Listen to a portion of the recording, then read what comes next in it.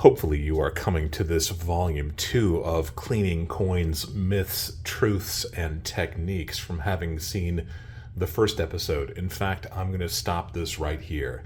I don't want you to watch this video without first having watched volume 1 of this video series. Because in volume 1, I talk about so many of the warnings and cautions and everything else that you really need to take into account. If you're following some of the techniques that I'm talking about, you have the possibility of doing irreparable harm to your coins. This is a toxic compound that we're talking about using in this video. It's the kind of compound that can cause damage to your property, your health. So if you have not watched episode 1 of this 2-part series, I'm not encouraging you. I'm telling you, you need to go back and watch volume 1 of the series before you proceed with this current volume that you're watching. Now that that's out of the way, if you are new to the channel, my name is Dub C. I want to thank you for being with me here today.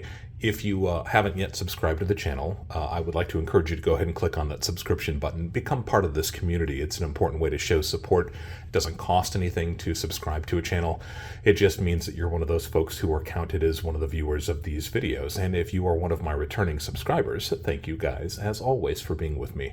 I know I sound very opinionated in this 2-part video series, and if you've never seen my videos before, I may be coming across as a little bit gruff, but these are pretty serious topics that we're talking about, and I really want to make sure that folks understand we're not talking about something lightly. This is a very serious topic. Cleaning coins is something that is incredibly controversial. Improperly cleaned coins can greatly reduce the value of coins, and it can also damage you and your belongings. So again, if you haven't watched volume 1, I'm insisting that you go back and watch volume 1 before you continue on with the current volume that you're watching. If you are new to the channel, I like to begin my videos with a simple disclaimer above and beyond what we just talked about, and that is that I am not a financial advisor. I'm not trying to offer you any kind of financial advice. I'm simply trying to share some of my experience having bought and sold precious metals and rare coins for the last 30 or 40 years. I also like to begin my videos where I can with a couple of definitions, and we'll have a definition here in just a moment, but I wanted to recap a little bit of what we talked about in the first volume of this 2-part video series. In that I understand entirely that your choice to clean your coins is your choice. I can't tell you not to do it. You are perfectly capable of making your own decisions, and every other video that I make in this video on this channel is really designed to arm you with information so that you can make your own choices. I'm not really a fan of the type of videos that tell you what to do. I'd rather you make your own decisions, and that's incredibly important to me, and it's really important with this 2-part video series. But if you've decided that you want to clean your coins, I'm not going to stop you. I'm just telling you that they are, your coins will be impacted, whether you think they will be or not. The rest of the numismatic community does see the impact of coin cleaning, and they notice it. So keep that in mind. If you think that they look better, that's fine. That's your choice, right? But the numismatic community is going to know that those pieces have been cleaned, and it will impact your ability to sell them. It may impact how long it takes to sell them. It may impact the price that you get. And if none of that matters to you, then there's nothing I can say that's going to change your mind, and I totally understand that. Some people say, you know, I only clean my low-end coins, my 90% silver, my junk, but I've been doing this long enough that I remember when folks were looking for 90% silver, they were often after standing Liberty quarters, and they were often after walking Liberty half dollars. These are things that we don't see very often anymore. And 90%, remember that 90% suffers from attrition constantly. It's constantly being lost. It's constantly being melted. It's constantly being cleaned. And all of those things impact it. So what you think of today as being junk or, you know, not valuable, 5, 10, 15, 20 years down the road could actually become something that has a strong numismatic premium. And it's important to understand that improperly cleaning coins does impact value. I've got some examples I wanted to show you just so we could take a look at it. We're going to talk about some of these Mexican onzas, one of my favorite coins. You guys who have seen the channel before know that I talk about these often. I've got some great examples, and I've also got some examples of some $20 gold pieces we'll talk about in just a second. But I wanted to get to the definitions first. In this case, in this video, I really only have one definition, and that's the concept of conservation. There is an organization that's kind of based within NGC, one of the most highly regarded coin third-party graders. This is an example of an NGC graded coin. NCS stands for the Numismatic Conservation Service. And they, for what they think of as conservation is, quote, the process of safely removing surface contaminants that often dramatically improve a coin's eye appeal. And I'd like to add to that I think their conservation services also lessen potential future impact by those contaminants.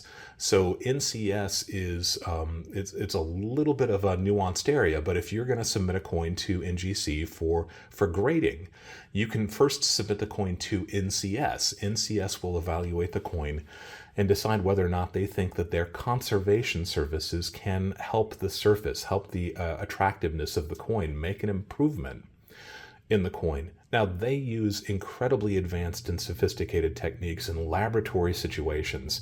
They have proprietary compounds that they have tested over thousands of coins over decades of experience.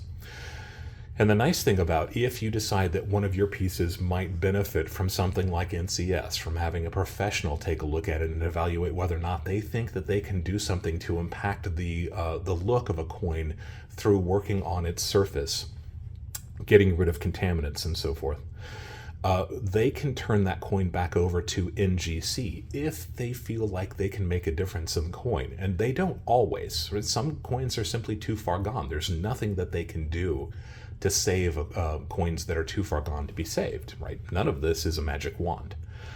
But if they feel that they can have a positive impact and you agree to let them treat it, then they can turn that coin over to NGC, and often, almost all the time, not all the time, but almost all the time, that coin will receive a straight grade from NGC. So you see the benefit of letting the professionals tackle those really difficult problems of contamination and cleaning conservation for certain coins. Those coins have a certain value. Why would you want to do that? Well, the nice thing about NCS through NGC is that, I'm going to throw in lots of initials at you, the American Numismatic Association, ANA, accepts NCS's techniques. So the American Numismatic Association, if you watch the first video, remember you have to watch that first video to be watching this video. The ANA, with their techniques for cleaning coins and their suggestions, remember they said the same cardinal rule that Dub C's been telling you. Don't clean coins, but they accept NCS's techniques within NCS, right? They're not going to say that it's okay to use their techniques outside of NCS, and they are proprietary for a reason. You know, these are trade secrets that they want to keep sacred. But ANA does approve of the techniques that NCS uses in coin conservation. So conservation can be seen as a form of cleaning, but really this is the kind of thing that maybe a museum would do on a very valuable artifact, a very delicate, scarce, rare artifact, a very old artifact. They use kind of those same techniques. ANA does approve of it, and the Professional Numismatic Guild also approves of NCS's techniques. So if NCS concludes that a coin can benefit from conservation, the coin can move to NGC sometimes, most of the time, and receive that very important straight grade from NGC. We've talked a lot about the difference between straight grades and details grades. I'll give you a great example here in just a second. The NCS, the conservation service offered by NGC, does cost money. It's 4% of the market value, the fair market value of the coin, with a minimum of $25 per coin. So you can see that if you're getting into very valuable coins, the kind of coin that you would probably want to have conserved if you think that there are issues that can be resolved, it's going to cost you. But I think it's probably worth it, and then some in some cases. Again, we'll take a look at one of those examples, a couple of those examples here in just a second. And some people also don't like the end result of NCS. So I've given you a couple of positives and a couple of negatives of using this professional version of conservation, right? It's accepted by the ANA and the PNG, Professional Numismatics Guild. If NCS can do something with your coin and make it better, then they will do this process and then turn it over to NGC, where it will receive a straight grade most of the time. 2 positives. The negatives is that it does come with a cost. This is an expensive service, and clearly these professionals are taking kind of a gamble with your valuable coins. You need to take that into consideration also. And then the dollar value set aside, right? 4% if it's a more valuable coin with a minimum of $25. But the most important thing is that sometimes these coins that have been conserved by NCS take on a different appearance. Sometimes that can be drastic. And you have to understand how coins work to really appreciate the NCS service. If you have a coin that you think has got beautiful tone, beautiful original toning on it, and you turn it over to NCS because it also has maybe some PVC contamination, they aren't miracle workers, and it's very possible that if they do conserve your coin, that original tone that you love so much may disappear as a result of them doing their processes to conserve the coin. And I've seen examples of pieces that have come back from NCS that I really kind of liked before that kind of conservation took place. But again, I'm not a professional. I'm not an expert in the field. What I might think of is more aesthetically pleasing to the eye might be a form of contamination that may result in future issues. So you can see how this is a really nuanced thing to be doing. Professional conservation can be seen on that continuum of cleaning, and most people would argue that it does.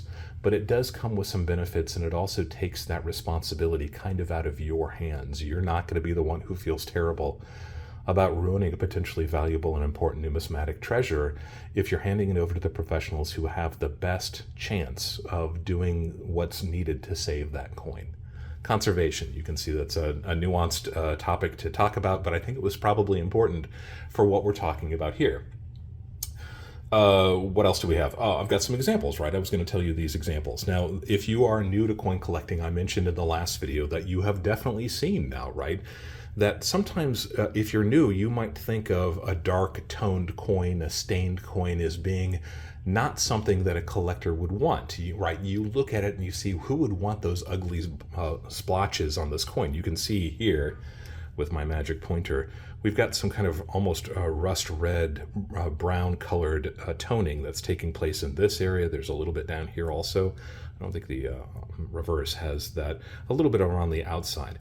I actually like this. So, you know, some coin collectors really like certain types of toning. This to me says original. This is something that I like to see. But you can also see that somebody who wasn't that familiar with coins might see that and say, I can make this coin look better by polishing it or cleaning it. We don't want that, right? We want these original, very delicate surfaces that take decades and decades to appear on a coin. That speaks to us of authenticity. But you can see this coin has got some cartwheel. We talk about cartwheel a lot on this channel. Those are those spokes that you see moving around the coin as it moves through light. Examples of cartwheel luster from a coin. That's one of the indications that this coin has never been cleaned. You don't often see cartwheel on clean coins, especially improperly cleaned coins. That's one of those tells that we coin collectors look for. So this one's got beautiful cartwheel luster, and it's got a light layer of surface toning that seems to kind of float over the surface of the coin. That's one of the ways that we can also tell that this toning is probably authentic and original. This is an 1949 Mexican onza, right? That's this piece. This is the same piece, and this piece has been cleaned. So you can see this piece doesn't have any tone on it, right? If you are one of those people who doesn't like tone and wants your coins to be a bright silvery white, that's the way people have kind of felt throughout time, but people throughout time weren't really collecting coins to be original, and this one has been stripped of that originality. You see there is no cartwheel here. No matter where I'm moving it in the light, we get a little bit of a reflection change, but it doesn't have those spokes that go around the outside. You can see this piece has unidirectional hairlines in some places. There's a good example. You see all these really light striations that go up and down. Somebody has wiped this coin harshly with some kind of a cloth, maybe a jeweler's cloth. that was impregnated with an abrasive and possibly chemicals. So while this piece has been wiped, it's probably been dipped, it has definitely suffered from improper cleaning. This coin would probably not get a straight grade through a reputable third-party grader. If I were to grade these pieces, I would probably grade this piece in MS62, MS63, maybe on a good day. This piece I would probably grade uncirculated details, maybe not even uncirculated details. It would probably grade AU details, about uncirculated details, improperly cleaned. It may even go to the spectrum of harshly cleaned. The difference in value. This coin right now, these are particularly hot. People are really interested in picking up the 1949 onzas. Again, I did a video series about these. I'll leave comments down below so you can check out that series if you want to. A fascinating coin, a fascinating metal, not technically a coin.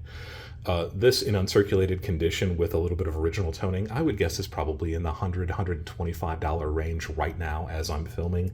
This clean piece, a little bit better than half that. I wouldn't expect this piece to sell for more than $65, maybe $70. Same coin, right? Same potential that these coins had, but one of them has been cleaned by somebody who thought it would look better being cleaned. You can see the difference. I've got some examples of some $20 gold pieces. I don't share these ones very often. This is an 1882 $20 Liberty. This is in the GC graded MS61. Again, you see that cartwheel, right? You see that floating around the outside, those spokes going from left and right, up and down.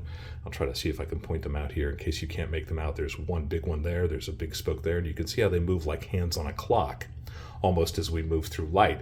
There's also some beautiful reflectivity in the fields. You can see that it kind of changes color as we move around a little bit. Again, those cartwheel spokes.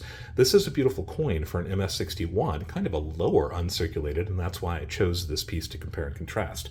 This is an 1865S.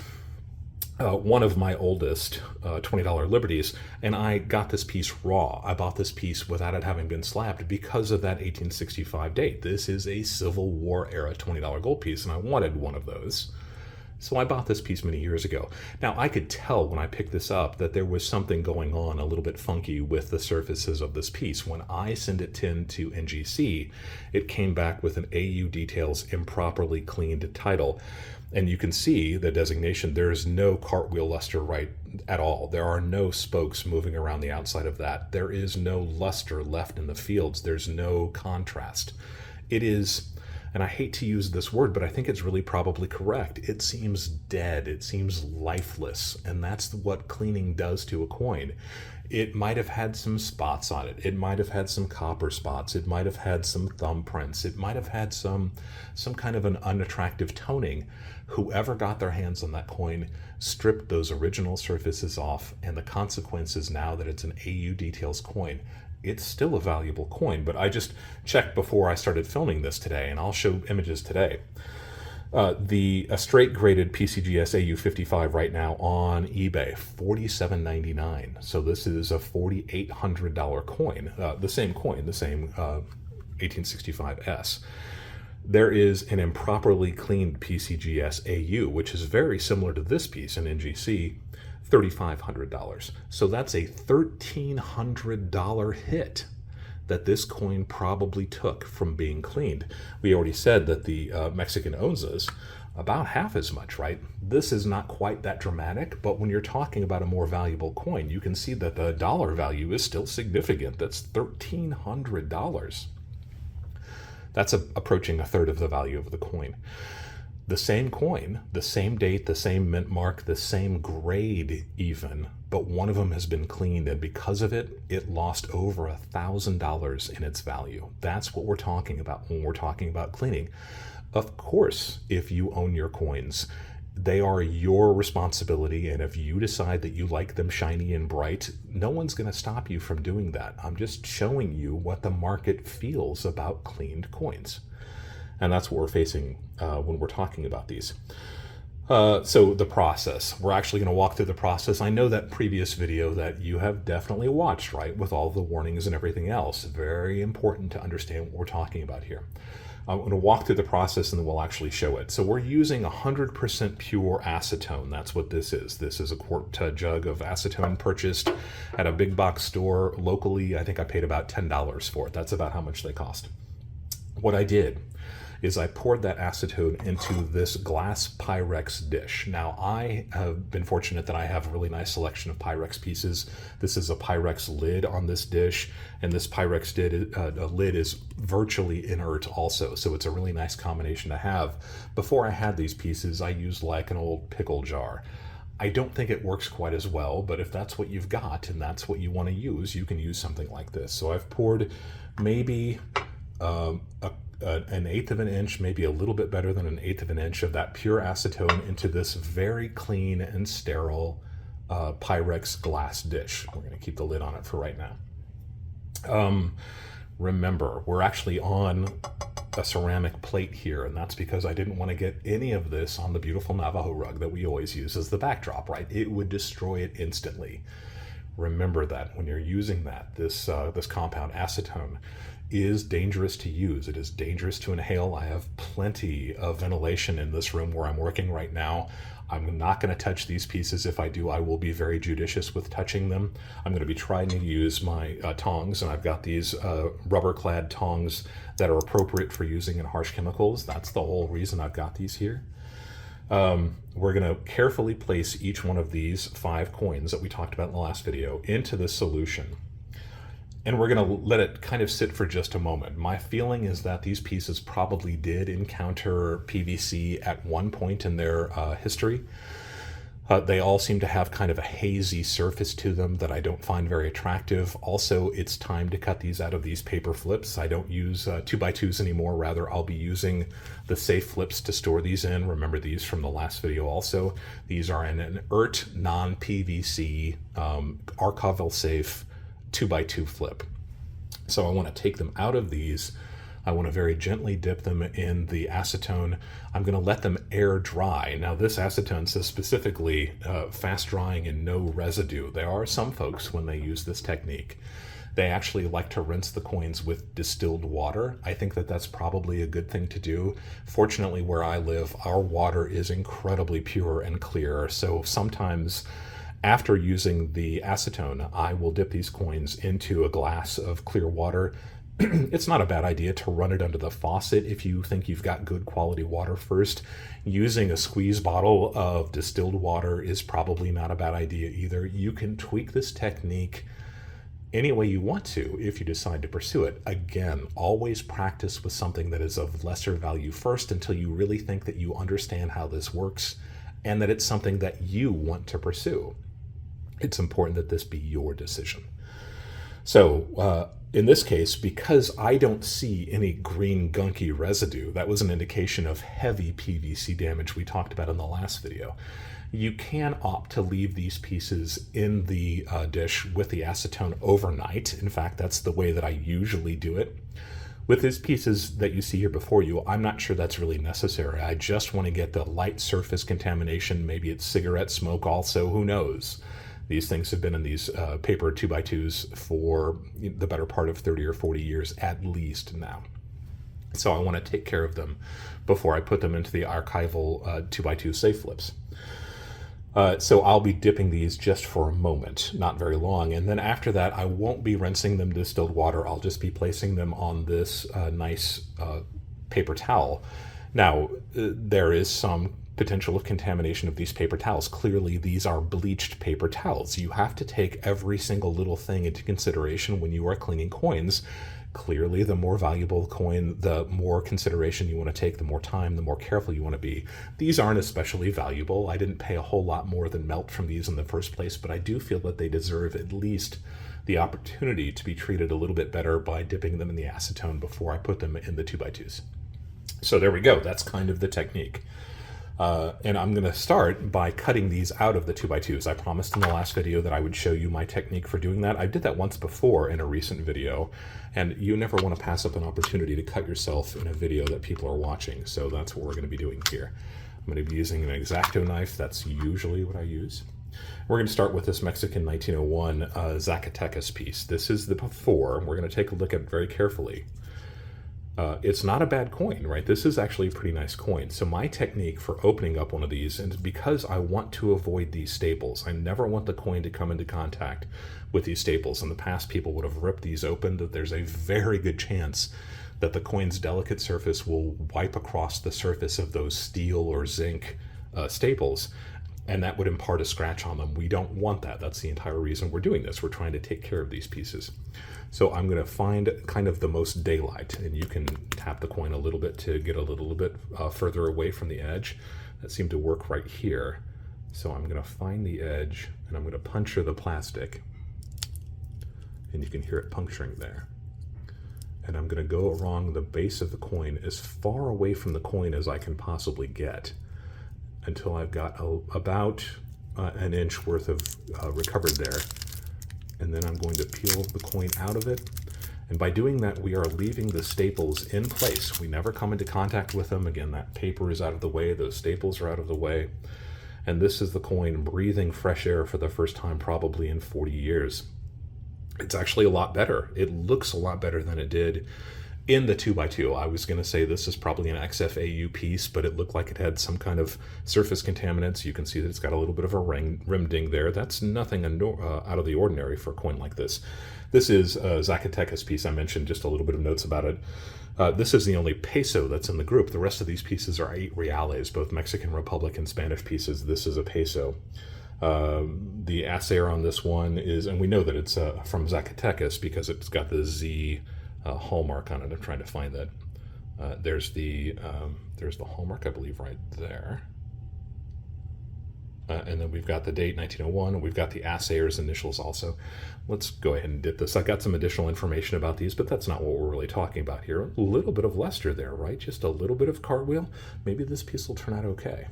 So we're going to take the coin, we're going to put it into the tongs, and we're very carefully going to lower it into the liquid. Now we're being very careful not to touch the liquid. If we wanted to, we can put it in for a longer length of time. Again, for coins that do show some of that green gunk that you definitely want to wash off, and PVC doesn't always show as green. Sometimes it shows as dark black. PVC starts in kind of that green color, but if it lasts for a long time, if it goes for a very long time, we're talking several years, even a couple of decades, it kind of gets a little bit harder and turns black as it eats into the surface of the coin. So it's not just the green that you're looking for. We've got that in there for maybe about 60 seconds so far. So I'm going to very carefully take this, see if I can do this without making a big mess.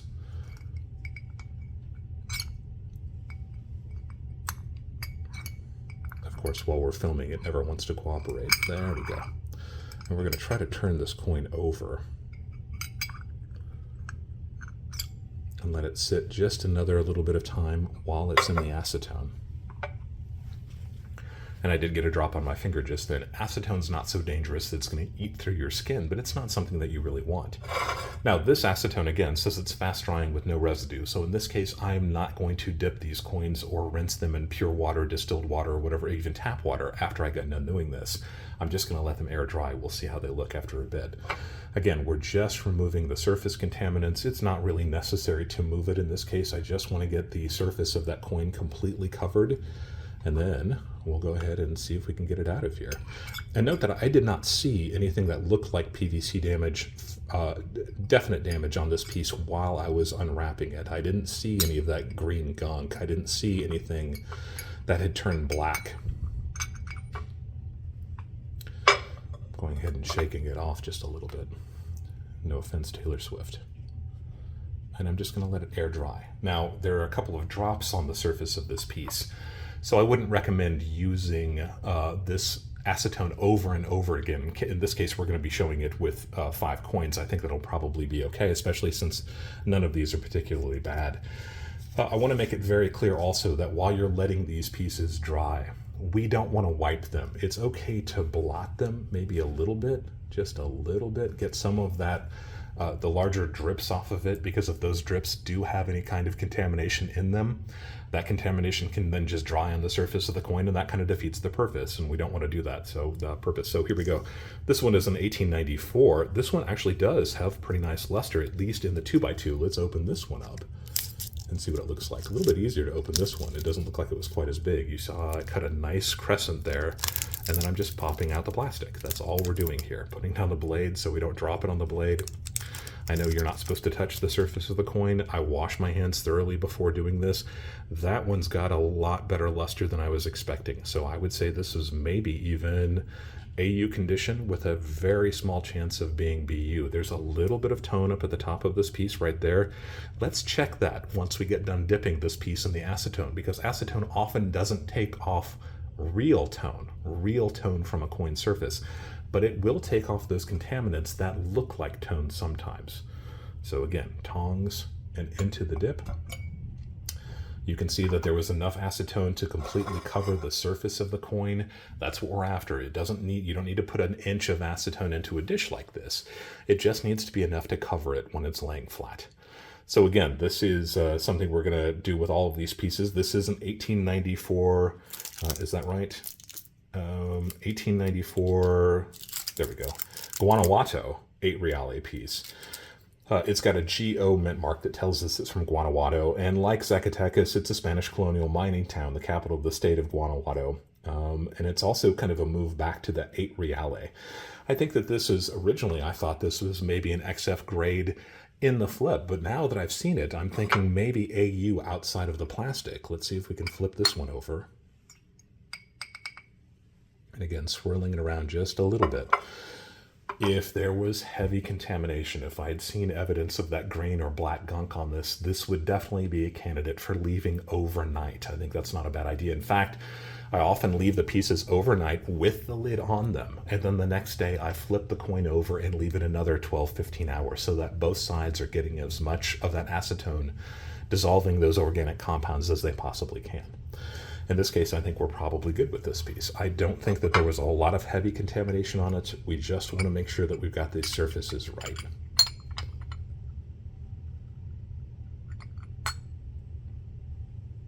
Shake it off. We're going to put it down. Yeah, that one turned out really nice. Very pleased with that. Again, we might blot very gently, but we are never rubbing a cloth across the surface of a coin, because when we do that, we are risking those hairlines. This is an 8 reales from 1887. This, again, is a Zacatecas piece, and we can see that ZS mint mark. This one's going to be a little bit trickier to get out of this, this 2x2, so we're going to try it. Not so bad. We're okay there, I think. And again, you're pushing up gently against the paper while you're doing that, so that you're not dragging that knife against the sides of the coin, and we just pop it right out of that plastic. First time it's been freed in probably 30 years. What do we think about this piece? Darker tone. It's got a little bit of kind of a colored tone here just going on the edges. Look at that dark here at the top. And we said that on the last one. We'll take a look at that one too. This one does have some darkness to it that is at least a little bit suspicious. So this is a great candidate for dipping in the acetone. We're going to go ahead and do that now and see if maybe some of that darkness comes off. This one we may want to bring back to the acetone a little bit later and see if we can try it again. And we said this one had some tone. This is the last one we did up there at the upper, maybe 12 o'clock, just a little bit before 12. On the reverse, actually this is the obverse of Mexican coins, you can see the acetone did not take off that pretty little amount of tone. That's a nice thing. If it had been some kind of a surface contaminant, the acetone probably would have eaten into it. As it is, I'm really thrilled with the way this piece came out. We've got a little bit of cartwheel luster. It looks like the surfaces are just a little bit better cleaned. Again, not a magic wand. We can't do the impossible by treating these pieces, but we can stabilize them and get rid of some of that 40, 50, 60 years of contamination, of air pollution, of cigarette smoke, and that potential for PVC damage that we definitely want to arrest and keep from attacking the coin in the future. This one we may come back to. I may actually go ahead and dip this one a little bit longer. This may be a candidate for doing overnight, but it seems to be responding very well to the acetone. I'm very pleased with the way it seems to be looking so far. So again, because acetone does seem to be inert to most silver pieces, watch those copper pieces. We don't want to treat copper with acetone. Because it does seem to be inert, this is the kind of thing that we can probably leave overnight without imparting any kind of damage Do your own judgment on that. Try it with a piece or two that you don't think is particularly valuable if this is something you want to pursue. But I have been using this technique for well over a decade right now, and I do feel like it's been very effective in arresting any kind of future damage on these pieces that I want to, protect the coins from. This one turned out quite nice also. Again, this one I may come back to, and we may dip overnight just so we get a little bit more of those surfaces cleaned. I think that we have a little bit of darkness here that I'm not a huge fan of. But I do like the surfaces, and I do like the luster on all of these pieces so far. The luster is something that really comes out if it's been muted because of that cigarette and cigar smoke from the 1960s, 1970s. If it is something that has been, a victim of air pollution from being around, the older automobiles, all that kind of stuff adds and kind of collects on the surface of the coin. So if you're wiping that away, you do reveal sometimes a little bit of luster that may have been hidden. This is that 1861 Mexican 8 reale. This one is a Mexico City piece, and that is a dark coin. Watch what happens to the dark. It's important to understand that we're not talking about a magic wand, right? We can't fix something that can't be fixed. And I don't think we're going to see a lot of that darkness disappear. The acetone is not going to affect it very much. Once a coin is oxidized this much, I don't want to say that it's terminal, but its chance of being helped much is kind of slight. You do see, I'm sure, a little bit of this rainbow tone up at the top, this blue and almost magenta. Magenta, a little bit of russet color there, a little bit of yellow. We'll see if that remains after we've done the dip on this piece. And the surfaces, those are wholesome. There's a little bit of gold here in the crevices. I like that gold. I think that that's original. So even though this piece is dark, I don't think we're going to improve the darkness, but we're going to try not to lose some of that tone. We'll let this one go for a little bit also. And that may be another candidate to bring back overnight. Something has caused it to become that dark. I don't mind the darkness. I think it looks authentic. That's kind of the way that a 160-year-old something coin should look. It doesn't bother me in the least. If I was a heavy collector of these pieces, if this was something that was going to go into an NGC or PCGS or CAC slab, I guess just NGC or PCGS, I would probably have reservations. I probably wouldn't want something that dark in my permanent real coin collection. But for these pieces, again, I didn't pay a whole lot more than melt from them in the first place. I don't think there's anything wrong with having some pieces that show their age. I like pieces to show their age, and I didn't see anything that really, again, was an indication of really bad PVC damage on this pieces, on that piece, that dark piece in particular. So we're going to go ahead and move this one also. Now, sometimes you can see a little bit of debris starting to appear in the jar, in your bowl, or whatever it is that you're using, and that's an indication that at least some contaminants are coming off. But I don't think you often see very much of that. It really seems to be almost on a chemical level, so you don't see a whole lot of substance of garbage left in your PVC or in your acetone. That said, I would not use the acetone over again for more than maybe these 5 pieces. After that, I will discard of it. And remember, in the last video, you don't want to just dump this stuff down the drain, because the acetone will impact the PVC that your pipes are probably made of, your drain pipes. So you need to be careful with that as well. This one, I would love to go a little bit longer. I see that we're already about 35 minutes on this video, and I don't want to make this so long that you're bored and you don't want to watch the end of it. So we're going to take this one out, but I probably will soak this one a little bit later, a little bit more off camera also. It doesn't do any harm in my experience, and if it continues to improve the quality of the coin, then there's nothing wrong with that. We'll take a look at this one once it's dried a little bit to see if that tone that was on that piece remains. And I think it probably will, but if it didn't, if we're not seeing that russet, that blue, that gold, then that's probably an indication that that was some kind of a surface contaminant. And while it does look attractive in some situations, it isn't necessarily the kind of thing that we want to see on our coins. This is the only Spanish piece in this group. This is an 1819 piece from Potosi, right? So this is actually kind of a neat piece. This is Bolivian rather than Mexican. And Bolivia was one of the last of the countries, the Spanish colonial countries, to gain its independence. By the time that Bolivia had gained its independence, Mexico had long been independent. I'm going to stab myself, I can tell. Trying to get through with that plastic edge. Remember, we're right at the edge of the coin where we can see daylight. We're not bumping up against the coin with this blade. We're just bumping up against the paper. And when we have a good sized crescent, we just pop it out. That way we're leaving those staples in place. We never have to think about those again. Put that knife out of the way. How does it look? I don't see any surface contamination. I don't see any green or black gunk. This one, I'm not sure that that's a true cartwheel on this piece. I would say that this piece is slightly weakly struck, but I would be fine with an XF, maybe a fine condition on this piece. It does look like it's got a little bit of flatness on that upper rim there. Again, when you're not paying a lot of a premium for these pieces, you don't really expect them to be flawless. And in this case, I certainly don't expect this piece to be flawless. Into the dip it goes, just enough of the acetone to cover it. Let's take a look at this piece that was darkly colored and see if we lost any of that tone. Look at that. We didn't seem to lose any of it. Now that was a pretty short dip, but that blue is still there. That russet is still there. I like that kind of tone. I like that kind of color. I want to keep that when I can. And you can see that in this case, the acetone did not impact that. We still have any of that gold? We do. There's a little bit of gold in the valleys and the crevices there, and I think that's kind of an attractive thing. This is never going to be a super valuable coin, but at least you can see that the acetone, while it might have taken some of those surface contaminants off, does not seem to have impacted what tone there is there, and I think that's a nice positive of using acetone. Again, the Spanish colonial Potosi 8 Reale does not seem like it had very much going on at all, so I don't feel bad just having this in a light dip, just to get the surface contaminants off of it, those cigarette smoke, the car exhaust, the pollution from being in your house, the amount of time that you breathed on these pieces, all of that adds up. And the fact that these may have come into PVC at some time in the past, I'm going to sleep a lot better knowing that we've done what we can to arrest that and erase it where we can. So this one I'm just going to let go for another minute or two and we'll be done with it. What are your thoughts? What do you think about this? What are your plans? Are you going to be using something like acetone in the future? Remember all the warnings that I've given you. This is incredibly important to remember.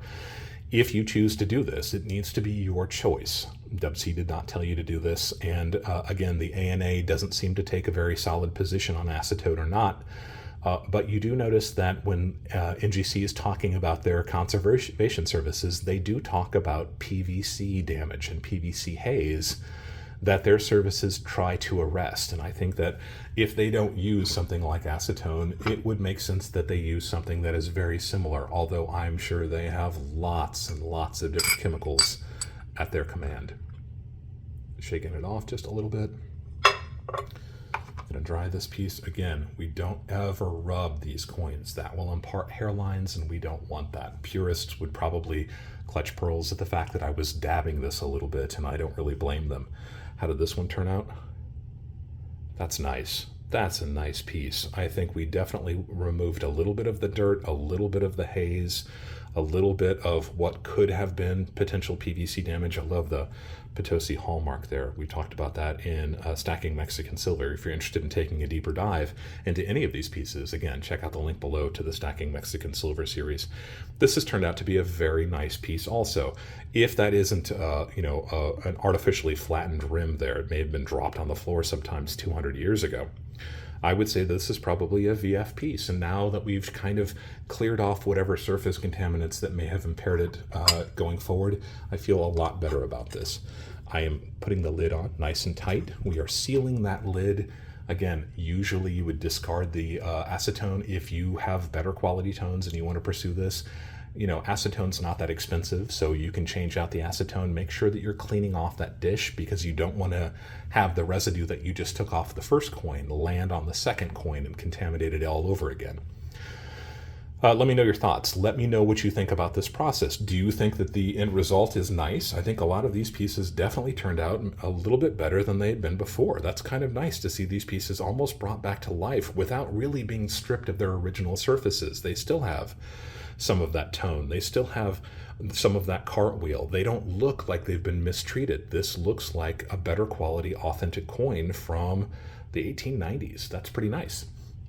Let me know your thoughts. If you have questions about anything that we talked about here, please remember that you watched that first video first, and that you're watching this video second. If you haven't watched it before you start doing anything with your coins, go back and watch that first video. It's important to you and it's important to Dubsy. If you have suggestions of other coin series or videos that you'd like to see me make, or precious metals videos or series, by all means leave that comment down below. If we decide to make a video or a video series after your suggestions, I'll go ahead and give you a nice big shout out. Read through the other commenters down below. I think it's important to get that exchange of ideas going. I want to see other people's comments, and I want to know how you feel about that. So read what everybody else is saying down below also. I think it's an important part of learning how to do this or how not to do this. I think they're both valid approaches. If you have not yet subscribed to the channel, go ahead and click on that subscription button. You know, I'd love to have you be part of this community. And as always, thank you for allowing me to be a part of your journey as we go deeper into the world of coins and physical precious metals.